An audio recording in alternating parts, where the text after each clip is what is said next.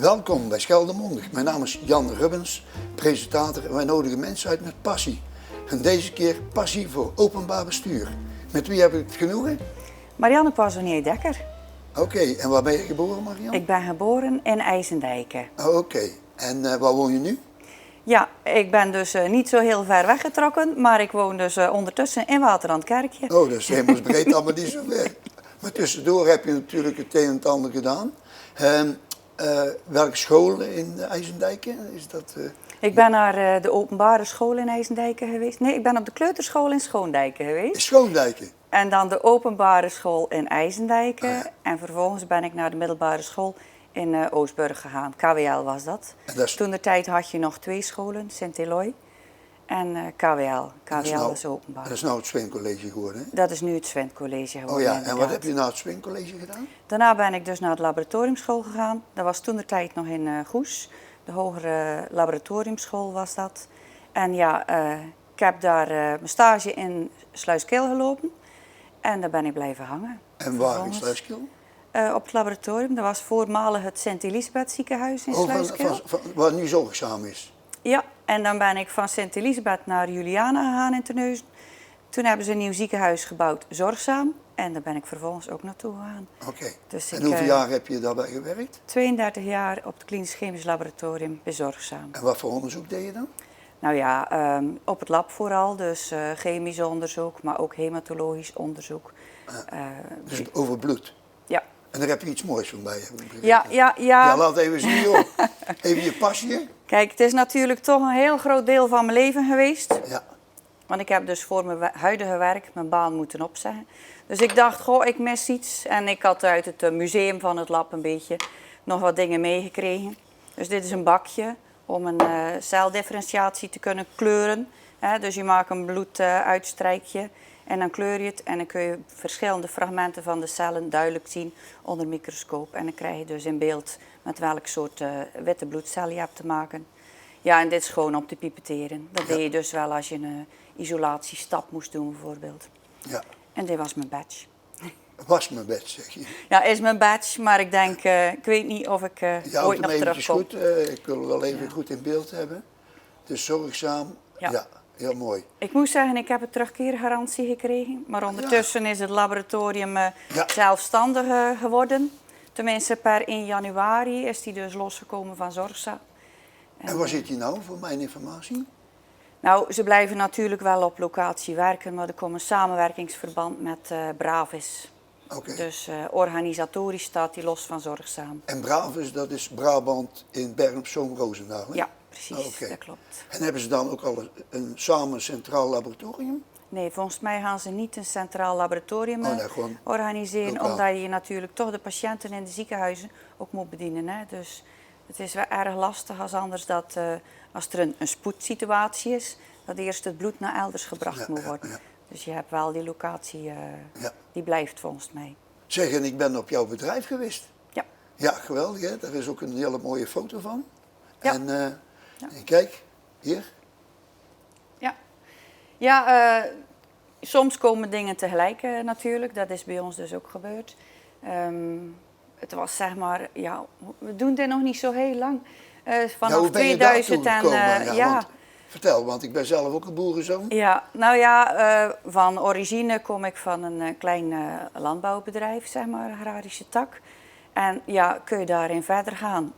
Ik had dus toch ook wel een klein beetje de roots vanuit de landbouw, zeg maar. En om er nu maar mee te stoppen. Want ik ben dus onderdeel van 3 zussen die allemaal iets anders doen. Dus stopt het daar of ga je ermee verder?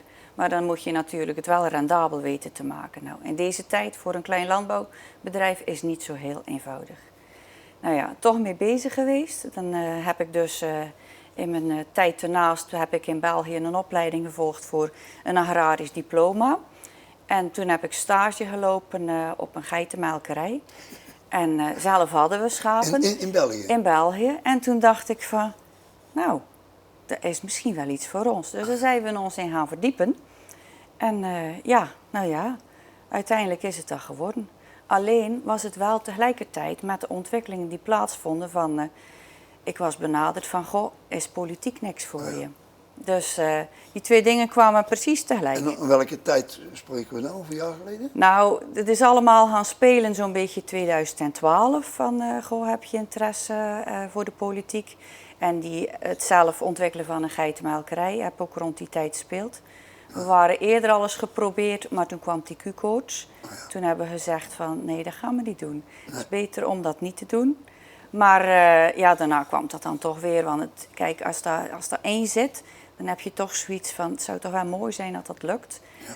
Dus ja, dan zijn we er toch weer mee gestart. Ja. Dus in 2015 was de schuur klaar. En ja, dan hebben we dus oudere geiten bij andere geitenmelkers gekocht. En die zijn dan in de schuur gegaan. En die hebben we gemolken en die waren drachtig. Dus die zijn daarna gelammerd.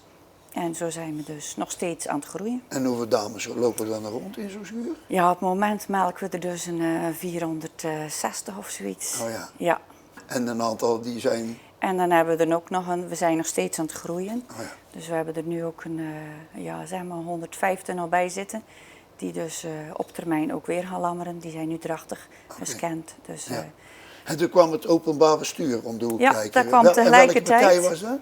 Een nieuw gemeentebelang, een lokale partij. Ja. En die hebben mij benaderd van, goh, heb je geen interesse? En inderdaad, ik ben ook wel eigenlijk... vind het belangrijk om de lokale belangen te verdedigen. Oh ja. Dus dat paste goed bij mij. Ja. Ja. Dus je bent dan eerst in de gemeenteraad gegaan? Nou, eerst gewoon een steunfractie volgen. Oh ja. Want ik had... kijk, waarom vragen ze mij? Ja, ik was altijd wel al betrokken. Ik heb bezorgzaam, heb ik ook 10 jaar in de OR gezeten, zeg maar. Dus ook al een beetje betrokken geweest. Mijn kinderen gingen in Waterlandkerkje op school. Dus dan ging ik bij werkgroep dorp, dus activiteiten doen. Daarna ook in de, hoe heet het ook alweer? De leerlingenraad of medezeggenschapsraad, MRja. Was dat toen? Daar heb ik toen ook in gezeten. Ja, je hebt de oude vereniging en je hebt de medezeggenschapsraad. Ja. En dan doe je dus advies voor, voor nou ja, kijken inderdaad welke keuzes nemen ze. Leerlingen zitten erin. En namens de onderwijsondersteunend personeel. En natuurlijk de ouders. Ja. Ja, dat is de MR. Ja. Dus je had eigenlijk al een beetje bestuurlijke ervaring? Nou, viel best wel mee, maar toch wel. Ik was wel betrokken met mijn omgeving en ik deed toch mijn steentje bijdragen. En vond het leuk dus. Ja, je had er plezier in. Ja, nou. Ja, en belangrijk dus. Ja. Dus zo wisten ze mij te vinden van, zie je dat zitten? En ik had zoiets, nou, ik weet niet of dat er echt iets voor mij is. Zo begint het, hè? Ja, dus nou, komt dan eens luisteren. Dus ik ben wezen luisteren en ja... Steunfractie is bij ons nog altijd en dat is 1 keer in de maand. Oh ja. Dus dat was goed te doen. Ja. Dus dan gingen we weer verder richting verkiezingen. Goh, wil je iets hoger op de lijst staan? Nou oké, dan wil ik best wel iets hoger op de lijst staan. Dus dan wilde ik graag op de 3e plaats komen. Ja. En dat is gelukt. Dan kwam ik op de 3e plaats. En toen waren de verkiezingen. En toen, toen kwamen we ook met 3 zetels in de raad. Dus toen kwam ik ook gelijk in de raad. Ja. Ja. En hoe werd je dan wethouder? Nou ja, dan heb ik 4 jaar in de raad gezeten. En ja, interessant en leerzaam en kost veel tijd en veel werk, maar goed. En wij hadden een prima wethouder, mevrouw Chris van de Vijver, die deed dat prima. Ja. En toen kwamen er weer verkiezingen en ze ging het nog eens doen. Dus zij is gestart. Maar na een jaar, nou er waren ook allerlei perikelen best wel in de raad, nog wat verwisselingen en zo. En ja, nou ja. Ze is gestopt. En jij bent voor haar in de plaats gekomen? Ja, ja. En hoe bevalt het? Ja, ik vind het leuk. Ik vind het leuk. Ik vind het heel interessant. Ja. Ja, en dan kun je natuurlijk op de website, behalve die foto, kun je natuurlijk ook zien welke portefeuilles je hebt. En daar heb je een aantal uit gekozen. Kijk. Ja, dat was mantelzorg, hè. Dat zit er bij mij in. We doen altijd in november is dag van de mantelzorg, want dan ben je ook verplicht inderdaad. Dus dit was in november 2020? Ja. Ben jij ergens geweest in coronatijd? In coronatijd. Dus vandaar dat er afstand is natuurlijk. Ja. En waar was dit? In welke... Nou, dat was niet zo ver bij mij uit de buurt eigenlijk. Okay. Dus Klein-Brabant. Oh, Klein-Brabant, ja. Dus, dat is Waterlandkerkje, toch? Ja. Ja, dus Waterlandkerkje en Oostburg in. Ja. Nou, ja, er zijn natuurlijk heel veel mantelzorgers, overal hè. Dat is ook een heel belangrijk onderdeel nu van ons ons bestaan, ons zorgsysteem, dat er dus inderdaad veel mensen vrijwillig hun naasten helpen en ondersteunen. Ja, en dat heet dus mantelzorg. Ja. En dat is ook goed dat mensen bewust zijn dat ze dat doen, maar dat er ook wel middelen zijn om te helpen of om te ondersteunen. Want vaak is het zo, mantelzorg begint heel minimaal, maar vaak wordt dat wel telkens meer en meer. Ja. En het besef dat je ergens kan aankloppen is heel waardevol. Ja. Ja. Ja, wat is dit? Ja, nou, dat is een bekende, ja. Dat was ook dat was samen met mijn collega, de heer Peter Ploegaert. Ja, wethouder Peter Ploegaert. Ja, dat was op de school hier in Oostburg. En dat was dus de eerste lockdown. In april zijn we geweest. Ja, dan moesten de scholen die moesten ook dicht met die corona natuurlijk. Dus dat was wel even aanpassen voor iedereen. Dus ook voor het onderwijzend personeel lastig. Gelukkig hebben we al heel veel digitale ondersteuning gekregen. Ze hadden zo'n digibord dus. En die kinderen thuis ook met die laptops en dergelijke. Ja. Kijk, je hoort ook wel vanuit het onderwijs dat het ook wel tot zorgen leidt. Want er zijn toch altijd kinderen die dus een beetje uit het zicht verdwijnen. En dat is natuurlijk zorgelijk, zeg maar. Heel zorgelijk, ja.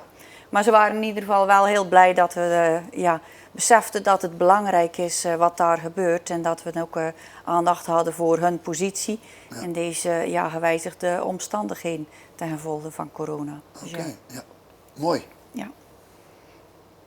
Ja, en dit was eigenlijk redelijk recentelijk. Dit was vlak voor de kerstdagen. Dan was er vanuit de overheid was er een actiestart, aandacht voor elkaar. En dat was hier in onze gemeente is dat opgepakt van hoe kunnen we dat nou eens doen. En dan is er gedacht van, dorpsraden hadden ze aan de gang. De gemeente lag ook iets bij, zodat het dus een stimuleringsinitiatief is. En het idee was dan inderdaad van koop iets of zorg dat je aan een eenzame of een oudere of een zieke precies die ook daar. Dus in Ede hadden ze bedacht vanuit de dorpsraad, we doen taartjes en die kunnen dan inderdaad, iemand kan dat aangeven, die koopt dat, dat wordt bijgelegd door de gemeente en dan kunnen die aan die persoon gegeven worden. Dus ja, dat is super, want als tegen de kerstdagen aan, dat zijn toch altijd emotionele dagen. Ja. Nou, en als je dan dus iets hebt dat je bijvoorbeeld lichamelijk of niet fit bent of alleen, of je familie kan niet komen vanwege die corona, ja, dan doet het deugd dat je weet dat er in je omgeving mensen zijn die wel degelijk aandacht voor je hebben. Dus het is echt groots opgepakt in heel de gemeente, van overal andere initiatieven, ook oliebollen en allerlei zaken. Dus het was echt leuk. Ja, en ook voor de samenhorigheid vanuit de stads- en dorpsraden. Ja, en er is nog iets, je hebt mij nog iets toegestuurd. Ja. Een mooi filmpje met de nieuwjaars- en kerstboodschap. Ja. En dat hebben ze dus hier bij RTV Scheldemond. We hadden 15 minuten wensen en geweldig, hè? Ik heb het gezien, ik heb het nagekeken, het was heel leuk. En dan inderdaad ook die diversiteit van al die mensen, allemaal op een andere manier. Heel leuk. Ja, leuk joh. Ja. Heel leuk dat we dat allemaal kunnen doen. Nog een mooie foto? Ja. Ja, vertel. Nou, dat is mijn dochter. Dan ben ik jou aan het zoeken. Waar staat je dochter dan? Herken je het niet? Ja, ze is natuurlijk... je ziet er zo'n beetje recht in haar gezicht, in het midden van achter. In het midden van achter? Ja. Dus links van de midden? Ja. Van hieruit gezien, ja. En waar is dit? Nou, dit is met een show van Anita Bekers in het Ledeltheater. Dus dat is eigenlijk hier, maar dan in een andere ruimte. Oh ja. Op het podium. Hele mooie shows elke keer. En mijn dochter die danst dus heel graag. En dat was de link, want het gaat natuurlijk niet over mijn dochter. Maar ik heb zelf ook altijd heel graag gedanst. En in ons voorgesprekje had je zoiets van, wat zijn dan je hobby's en wat vind je dan leuk?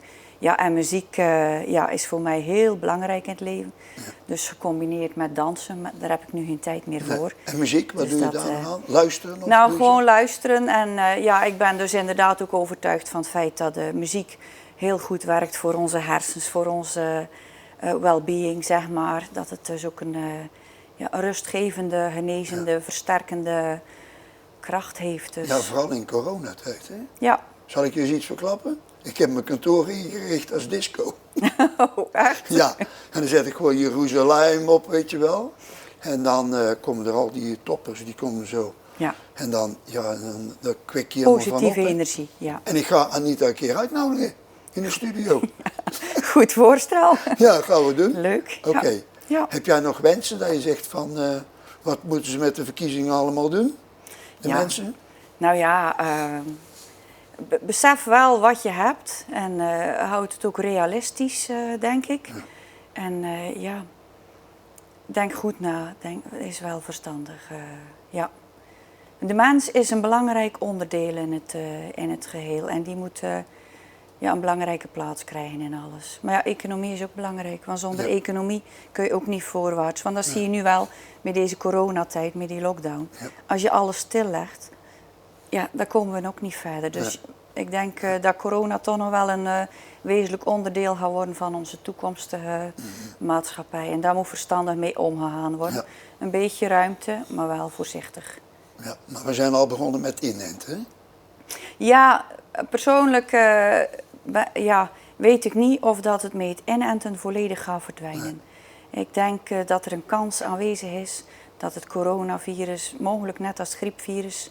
dat blijft. En je hoort nu ook al over diverse mutaties. Ja. En dan denk ik, dat gaat misschien toch niet volledig kunnen verdwijnen. Misschien wel, mag, zou mooi zijn. Ja. Maar ik denk dat het wijs is om erop te anticiperen dat het misschien aanwezig blijft onder de mensen. Zullen we het daarbij laten? Is goed. Dank u wel. Dan ga ik nu de kijkers bedanken.